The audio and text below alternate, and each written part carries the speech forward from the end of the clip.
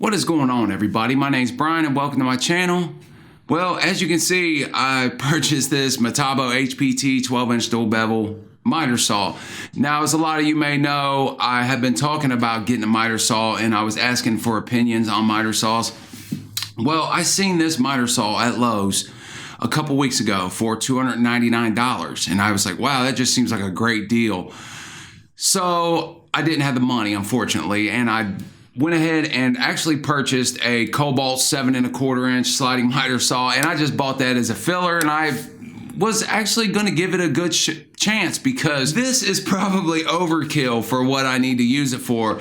However, I would rather have the capabilities to do something and not never have to do it than to need to do something and not have the capabilities to do something, if that makes any sense. But like I said, I wanted to get this but didn't have the money. Well, I happened to get up today and look online and it was back on sale for $299. They had one left at the store. I went ahead and went and got it. I actually returned the Cobalt 7 1/4 inch miter saw. It was all right. I actually did a video on it, so we'll just wait for that video. When I post it, you can make your own decisions on that miter saw. But let's talk about why I bought this miter saw. The big thing, like I said, was the price, $299. And this does come included with a 5-year warranty. So that's another big factor as to why I would want to purchase a miter saw like this. Now, I actually read something. There's a big thing going on. I talk about warranties a lot, and some people just act like warranties aren't a big deal because I constantly give Harbor Freight a hard time because they don't warranty any of their tools unless you purchase the warranty. And once you add that warranty purchase onto the purchase, then they just start to lose their appeal. To me, in my opinion, you know, if you want to buy them, then buy them. I don't have any problem with anything you buy. All I can do is try to give you some of my own opinions and buy the tools that feels right to me, the colors that feel right to me. And just so happens I like green in this case. When I was younger, I worked as a carpenter and we framed houses for a few years and we use a Hitachi miter saw. And I think I grew fond of it. So I've always liked Hitachi miter saws. And as you know, or may know, Metabo HPT is the old Hitachi. So this is basically an Hitachi miter saw. As a matter of fact, this is identical to an old Hitachi miter saw. They just put Metabo HPT on it. So this is essentially the same saw. Now, there are some other factors that drew me to this saw as well. One is the handle. As you can see, the handle is straight up and down. I feel more comfortable using a handle like that as opposed to the vertical handles like the Dewalt and the Hercules. This, to my knowledge, is probably one of the only ones that have a handle like this. Even the Metabo HPT 10-inch sliding miter saw has a handle that is vertical. So this handle was a big draw to me. I like the feel of it. I like the black overmolding on it. It just has a comfortable grip. And I feel like my hand's more comfortable using it that way, but that's just a personal preference, like I said. However, there are some drawbacks to this saw, and we're gonna talk about it. I haven't even used this yet, and I didn't use it yet because I want to test it for the first time with you. I wanna check the quality of cuts straight out of the box, and we'll see if they're straight, and we'll see if this thing needs any adjusting. But from what I can tell, and what I've seen on the internet, a lot of people straight out of the box have no problem with this, but we'll see if I do. However, like I say, there are some drawbacks. One drawback is the bag, dust collector bag. You can't fit a vacuum hose on there, so you would have to try to rig something up if you wanted to hook this up into a dust collection system, which is strange to me why they wouldn't just make this big enough to be able to accept a 2-inch vacuum hose. It's a little bit too small. It doesn't want to fit. So, but like I said, I think I could probably rig something up or squeeze something down, get something to hook this up to some sort of dust collection in the future if I wanted to use dust collection over the bag. Another thing is the blade that comes with this. It comes with a 12. It does come with a blade, which I am happy about. However, the blade is just a 60-tooth, 12-inch blade, so it's probably not the highest quality blade, and it's definitely going to be something that I will just purchase an 80-tooth blade to replace this as soon as possible. But we'll check this blade today. And one other thing that seems like it's kind of strange, I have looked at this a little bit, but the laser that this has, it has a pretty nice bright laser. You can see it real well. It stretches all the way across the whole workpiece. However, once you start lowering the saw down, the laser disappears. So it's a little strange to me. I mean, you don't really need the laser at that point. You just line it up, and once you're there, then you go down. However, it just is a little strange to me that the laser doesn't stay on the work all the way through the full stroke. I'm not sure what that whole deal is about. It just may be the design of this, and they just thought it didn't matter. I don't know, but it's just a little strange. It's not a deal breaker, however. And like I said before, the warranty is a big thing why I bought this, but the warranty is also kind of a negative. I mean, it does come with a 5-year warranty, which is great, which is wonderful. So this thing should last for 5 years minimum without any problems. And if there is any problems, then they'll fix it or replace it.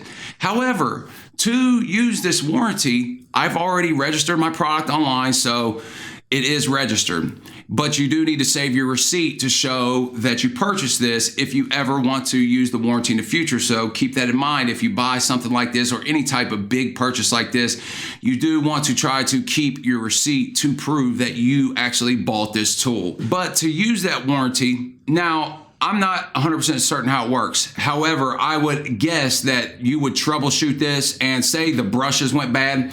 A good thing about this is you can access the brushes pretty easily just by removing this little plug, and you can get to the brushes, replace them, no problem. So I would imagine like if the brushes go bad, they would probably just ship you out some new brushes. You put them in and bam, you got a light new saw, because those are the things that's probably gonna go bad. It'd be the belt or the brushes on this that would probably go bad. But if something were to happen to where this whole thing needed to be replaced, you have to ship it to them. And I don't know if you've ever tried to ship anything, but shipping is expensive. It is really expensive. And to ship this, which comes in at about 70 pounds, by the way, it would cost you an arm and a leg. You may be better off just to go ahead and call it a loss and just buy something new at that point, honestly. Now, they do pay the return shipping, so that is something, but to pay to ship this thing is expensive. Maybe there may be a service center close that I could go drop it off. I'm not sure. We'll see if I ever have to warranty this thing. We'll definitely get into more in depth than that. Now, the biggest thing. After I bought this, I got online to review some of the specs to be able to give to you. And I seen on Metabo HPT website that this particular model is discontinued. Now, I'm not sure why it's discontinued. I actually messaged Metabo HPT and asked them the purpose of them discontinuing this and if it would affect the warranty that I just bought this tool.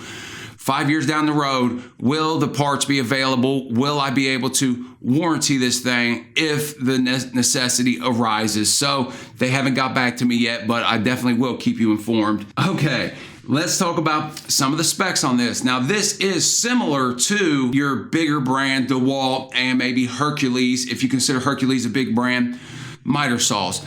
The Hercules comes in at about 4,100 RPMs, and the Dewalt, I believe, is about 3,800. This is about 4,000, so they're all pretty similar. I don't think that there would be much of a difference there if you put these side to side. You do have the ability to cut 7.5-inch crown molding, just like the Dewalt and the Hercules. So if you're buying this to cut crown molding, you can cut 7.5-inch crown molding. However, the sub fences on this, as I spoke, this is a dual bevel miter saw. However, if you want to use a 45-degree bevel to the right, if you're facing it, you have to remove the sub fence. The sub fence gets in the way of the railing system, which is something that I kind of considered a strength to this when I looked at it. The railing system is fixed, so you don't have to worry about any clearance issues in the back.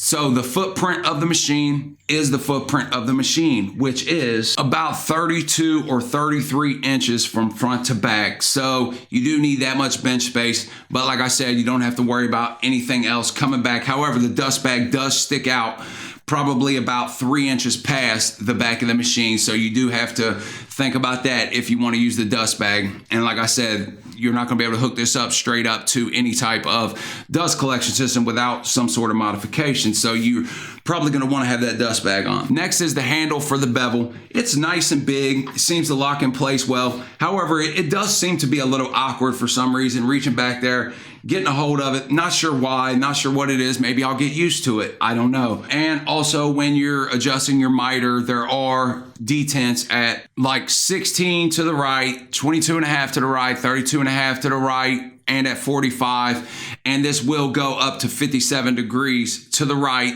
and up to 45 degrees to the left. So those are just some commonly used angles to allow you fast setting without having to worry about it. But if you have to set something in between, then you just simply twist the knob, tighten it up, and it seems to hold in place really well. It has about a 24 3/4 cutting table, and it does come with a couple of subtables as well.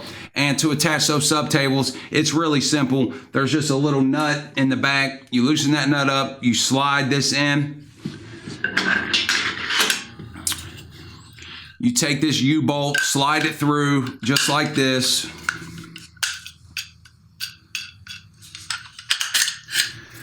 And you'll install it to the side, and you'll set your set screw on your U-bolt to wherever you want the subtable. Tighten the subtable down and adjust the feet on the bottom to give you a little bit of extra room. Approximately about an extra 10 inches or so if you had both subtables on the left and the right. It also comes with a clamp to hold your work down, and the clamp is knurled on the end here, so it is not required to have any type of set screw or anything to hold this in place. You just simply slide it down in. Once you tighten it, this knurling will prevent it from moving, so that's a pretty good feature as well. And it also comes with this holder piece, which simply slides into the back. There's a little set screw. You loosen that set screw, slide this in, and all this does is to help give it a little bit more stability so it doesn't tilt to the back, because like I said, this thing is heavy. It was hard for me to get loaded into my truck. But this does have a full die-cast aluminum body, and it is, like I said, it's really big. It seems really nice, but we're gonna go ahead and we're gonna try to make a few cuts with this. I don't have a bunch of wood that we're gonna be able to cut, but we'll just cut what I have on hand, take a look at it, see if there's any big issues. Now you can see that I checked the fences. I don't have any type of digital angle finder or anything, so we just got to resort to using the old school speed square, as you see. And I did check the fences, and they seem to be pretty level. They don't seem to be off anything noticeable that I can tell just by using this speed square. And we're going to go ahead and make our first cut and check the quality of it.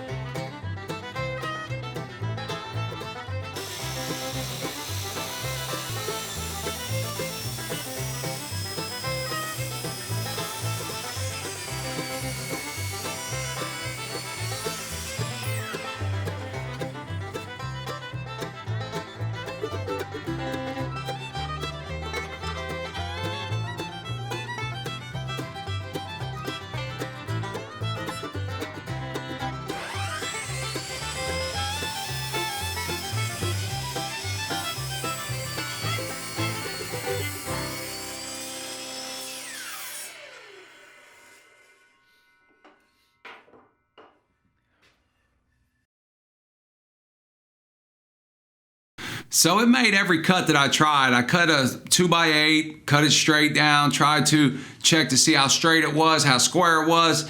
And straight out of the box, this thing is pretty square and it's really powerful. You could see that any type of cut that I tried to make straight down, it was perfectly straight. It went through like butter. I'm seriously impressed with the power of this saw and with the straight quality of the cuts straight out of the box. And even cutting the pressure treated 4x4 left absolutely zero saw marks, cut straight through. And this is with a 60-tooth blade, so when I upgrade the blade, this thing's going to be phenomenal. And as you can see, I've got the clamp holding down that 4x4 and the knurlings holding tight, so that should answer the question about whether or not this clamp holds or not, because that's a lot of material hanging off compared to what's on. So all in all, man, if you was interested in this at Lowe's right now, $299. I feel like that's a phenomenal deal for this. Like I said, there are some issues with it, and it's going to be completely up to you whether or not those issues are too much for you. The main issue that I'm worried about is the fact that they discontinued this saw, and I'd like to know why. So hopefully Metabo gets back to me on that, and hopefully there is no issues in the future as far as warranty or anything goes, but